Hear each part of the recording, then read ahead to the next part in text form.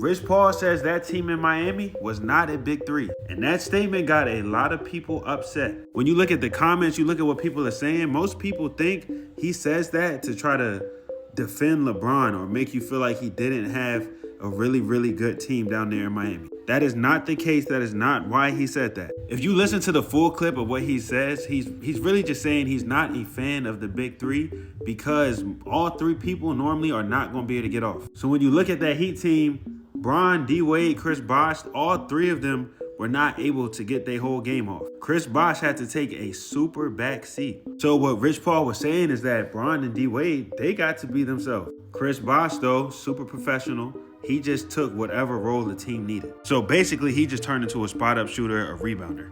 Same thing happened with the Cavs. Bron and Kyrie, they got to be themselves. K-Love, not so much. A lot of people forget how good he was because of his time with the Cavs. He wasn't able to be himself. So as much as that was a big three, it really wasn't. It was two really good players and an overqualified role player. And that's normally how it works. So all the teams that were trying to compete with them and copy that method of, all right, let's get three really good players, 9 times out of 10, it didn't work. The reason this team didn't work is because all three of them still wanted to be the person that they were before they all became teammates. Not gonna happen.